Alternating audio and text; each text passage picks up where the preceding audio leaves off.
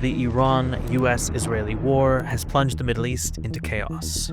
So far, several countries, armed militias, and five-star hotels have been caught in the crossfire, and things seem to be only getting more complicated. But defining the system of alliances in this war, who's fighting who, and who's with who, is a complex question. If we simplify it, there are two sides to this war. On the one side, you have the US and Israel and its allies, and on the other, you have Iran and its proxies. But things get more complicated when we zoom in. For years, Iran has been creating what it calls the, quote, axis of resistance. This is a network of Iranian-backed armed groups across the Middle East, in Lebanon, in Iraq, in Yemen. But over the last 3 years, the axis of resistance has taken a beating.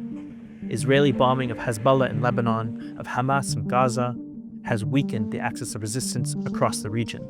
Iran also received support from Russia and China. However, both countries have kept their support, so far, non-military. Both have expressed their condemnation of the war in Iran by US and Israel, but have stopped short of actually sending support.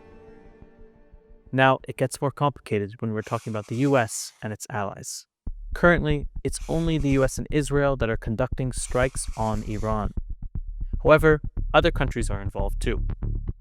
The Gulf hosts a network of US bases, and that has pulled these countries into the conflict.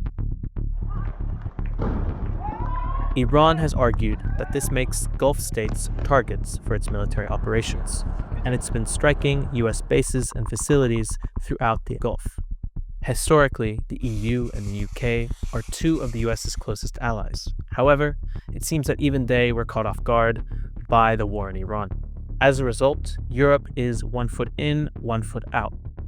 Spain has refused to let Trump use its bases as launch pads for its war in Iran. The UK, however, has buckled under US pressure and has said that it will allow the US to use its bases in the region to conduct military strikes. Recent drone strikes on a UK base in Cyprus has further drawn in Europe. Many European countries sent military assets to protect Cyprus, while some nations, such as France and the UK, have also sent naval and air defense assets to the Eastern Mediterranean, ostensibly for defensive purposes. We don't know what will happen next, but the longer this war goes on, the greater the possibility that more countries will be sucked into the fighting, and the greater the chance that things will continue to spiral out of control.